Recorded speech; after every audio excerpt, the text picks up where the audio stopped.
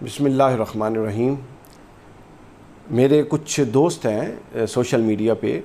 بڑے کرم فرما ہیں، کئی دفعہ گالیاں شالیاں بھی دیتے رہتے ہیں، بہت اعتراض کرتے ہیں۔ اس میں سے کئی ایک دینی جماعت ہے جس کا نام دعوت اسلامی ہے، اس سے تعلق رکھتے ہیں، ہمارے اطاری بھائی ہیں۔ تو انہی میں سے ایک شخص کے ساتھ پچھلے دنوں کچھ بات چیت چل رہی تھی، تو انہوں نے ایک جو مجھ پر بڑا مضبوط اعتراض کیا جو کافی دنوں سے ہو رہا ہے، اور خاص طور پہ یہ اعتراض حضرت سیدنا امیر معاویہ رضی اللہ تعالیٰ عنہ کی ذات کے حوالے سے ہو رہا ہے۔ پہلی بات تو میں یہ بتا دوں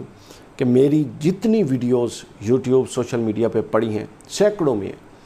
ایک ویڈیو میں آپ بتا دیں کہ میں نے کہیں ان کی شان میں تنقیص کی ہو، گستاخی کی ہو، میں تو اس کو حرام سمجھتا ہوں، کف لسان سمجھتا ہوں، اور ساتھ یہ سمجھتا ہوں کہ ان کے جو کلابے ملانے ہیں اور ان کی جو شان ہے اس حوالے سے جو حدیث ہیں وہ چونکہ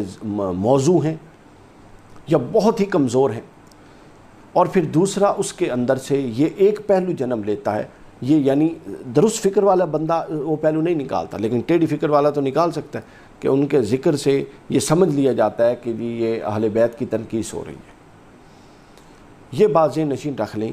کہ اس لیے میں یہ کہتا ہوں کہ جب آپ بار بار حضرت امیر معاویہ رضی اللہ تعالیٰ عنہ جو بے شک صحابی ہیں اور ہر صحابی جنتی ہے، بلکہ ہر مسلمان جنتی ہے، بخاری مسلم میں ہے، جس نے لا الہ الا اللہ کہہ دیا وہ جنت میں ہے، لیکن آپ یہ سمجھیے، حکمت کا دروازہ اپنے اوپر کھولیے کہ جب آپ تاریخی طور پہ متنازع شخصیت، حکمت کے بھی خلاف ہے، قرآن کہتا ہے کہ کتاب دی ہے اللہ کے رسول کو اور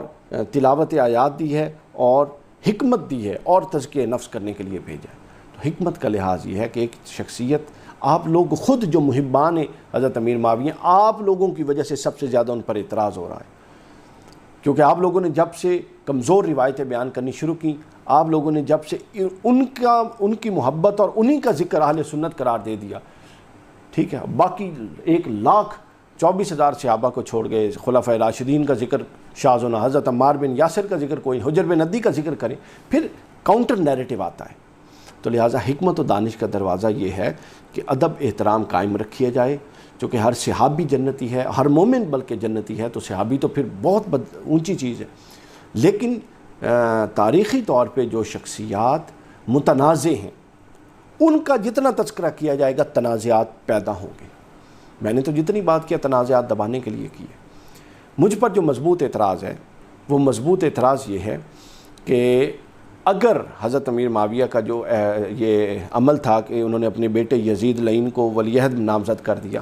اگر اس پر ہم اعتراض کریں، یہ ان کا نقطہ نظر تھا، تو اس سے حضور کی تربیت پر حرف آئے گا معاذ اللہ حضور علیہ الصلوۃ والسلام۔ اور یہی اعتراض مجھے کسی نے ویڈیو بھیجی، فضل چشتی صاحب ہیں ایک مولوی، انہوں نے بھی اعتراض کیا کہ تسی اس تے اعتراض کرو گے تو حضور کی تربیت تے حرف آئے گا۔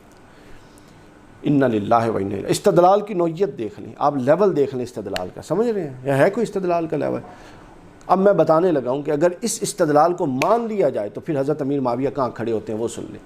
اگر یہی ہے بیار تو حضرت امیر معاویہ کو کیا حضرت علی کی جو تربیت حضور نے کی تھی اس پر اعتماد نہیں تھا؟ وہ حضرت علی کے سامنے کیوں آئے؟ بھائی حضرت امیر معاویہ کی تو تربیت حضور نے نہیں نہ کی، وہ تو فتح مکہ کے بعد کہیں جا کے اپنا اسلام انہوں نے فتح مکہ کے موقع پر یا اس کے بعد اسلام قبول کیا۔ حضرت علی کا تو یہ حال ہے، امام نسائی کی سنن نسائی میں حدیث ہے، خصائص الکبریٰ میں ہے، اور بہت ساری مسند احمد بن حنبل میں ہے کہ حضور فرماتے ہیں کہ میں نے منگل کے دن، سوموار کے دن اعلان نبوت کیا اور منگل کے دن علی نے میرے ساتھ نماز پڑھی، ٹھیک ہے۔ دعوت ذوالعشیرہ میں حضرت حضور فرماتے تھے کون ہے جو میری حمایت کرے گا؟ حضرت علی، حالانکہ بچے تھے، کمزور تھے، کھڑے ہو جاتے تھے کہ میں حمایت کروں گا۔ تو حضرت علی کے ساتھ اب مطلب جو تربیت، اور حضرت علی نہج البلاغہ میں فرماتے ہیں کہ میں رسول اللہ کے ساتھ ایسے رہا جیسے اونٹنی کا بچہ اونٹنی کے ساتھ رہتا ہے، اور مقام اہل بیت میں، صحابہ کرام میں، خلفائے راشدین میں کوئی میچ نہیں ہے حضرت علی کی شخصیت۔ تو اگر آپ اس استدلال کو معیار بنائیں تو پھر حضرت امیر معاویہ کا خروج خلافت راشدہ کے خلاف، جس کو علماء نے بغاوت کہا، وہ تھا بھی بغاوت۔ تو اگر آپ کا استدلال درست ہے تو بتائیے کیا ان کو حضور کی تربیت پر اعتماد نہیں کرنا چاہیے تھا کہ علی آیا ہے، یہ بالکل سارے معاملات درست کریں گے؟ تو پھر وہ استدلال کہاں جاتا ہے؟ اس سے آگے چلیں، پھر حضور کے بعد، حضرت علی کے بعد حضرت امام حسن کے خلاف انہوں نے خروج کیا، تو کیا امام حسن کی تربیت پر حضرت امیر معاویہ کو اعتماد نہیں تھا کہ حضور نے ان کی تربیت کیسے کی ہوگی؟ تو اگر حضور کی تربیت پر ہی اعتماد کرنا ہے تو پھر تو یہ غلطیاں جو اجتہادی قرار دی گئی ہیں حضرت امیر معاویہ کی، یہ تو اور شدید تر ہو جاتی ہیں۔ لہٰذا خدا کا نام لیجئے، ایسے کمزور، یہ اسی طرح کیا ہے جس طرح تربیت کے خلاف دیکھ حضور کی تربیت کے خلاف بغاوت بنتی ہے نا پھر تو، معاذ اللہ استغفر اللہ، جبکہ ایسی بات نہیں ہے، ان کا اپنا عمل تھا، ان سے کمزوریاں ہوں، بس وہ عمل تھا، بس اس کا کبھی دفاع نہیں کیا جائے گا، وہ غلط تھا، اس نے اسلام کو تباہ کن نقصان پہنچایا۔ باقی ان کی شخصیت جو ہے وہ ان کے معاملات اللہ کے حضور میں ہیں، ٹھیک ہے، وہ صحابی ہیں، ان کی گستاخی حرام ہے، اور حرام ہے، اور ہر صورت حرام ہے، ٹھیک ہے، لیکن ان کا بار بار تذکرہ کرنا یہ فتنہ ہے، اس دور میں فتنہ ڈالنے کے برابر ہے، کیونکہ آپ بار بار تذکرہ کریں گے، جھوٹی روایتوں کا سہارا لیں گے تو کیا ہوگا، دوسری طرف لوگ سٹینڈ لیں گے، آٹومیٹک ایک تنازع کی، یہ کہ نا مشاجرات ہیں ہی متنازع چیزیں، تو لہٰذا ان کا تذکرہ کرنا، یہ شروع بھی حضرت امیر معاویہ کا معاملہ، حضرت امیر معاویہ کے خلاف اتنے لوگ کبھی زبان دراز نہیں ہوئے تھے جتنے الیاس قادری صاحب کی اس نعرہ بے خطا معاویہ کے بعد لوگ سامنے آئے۔ بے خطا معاویہ، ایک مطلب جاہل آدمی نے نعرہ لگا دیا، اس کو عقل ہی کوئی نہیں ہے۔ اچھا، اب بے خطا تھے ہی نہیں، ہر محدث کہتا ہے کہ ان سے خطا ہوئی، ان کی خطا اجتہادی ہے، خطا کی بھی دو قسمیں ہیں نا، ان کی خطا اجتہادی ہے، مطلب اب ضرورت کیا اس نعرے لگا، میں کہوں اپنا فیضان بے خطا ہے، کوئی گل کرنے والی؟ مطلب جب عقل اور وہ بالکل بندے کو بنیادی سینس ہی نہیں نہ ہوتی تو پھر اسی طرح کے معاملے ہوتے ہیں۔ تو لہٰذا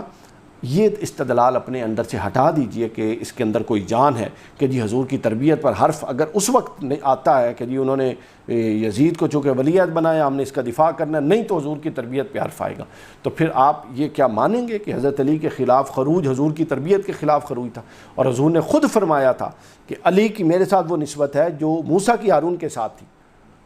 اور جاتے ہوئے فرمایا تھا کہ میں تجھے وہی مقام و مرتبہ دے کے جا رہا ہوں، لیکن میرے بعد نبی نہیں ہے۔ حضور نے شرطیں لگائی تھی کہ جو میرا ولی ہے وہ علی کو بھی ولی بنائے۔ حضور نے کہا تھا جس کا میں مولا اس کا علی مولا، تو پھر یہ تو خود حضور، اور پھر حضور نے خود فرمایا مجھ سے علی سے جنگ مجھ سے جنگ ہے، اور علی سے صلح مجھ سے صلح ہے، حسن سے جنگ مجھ سے جنگ ہے، اور حسن سے صلح مجھ سے صلح ہے، حسین سے جنگ مجھ سے جنگ ہے، اور حسین سے صلح مجھ سے صلح ہے۔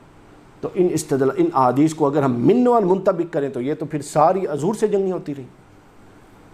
تو لہٰذا عقل کے ناخن لیجئے، ان دروازوں کو، فتنوں کے دروازوں کو جو آپ لوگوں نے اپنی بے حکمتی سے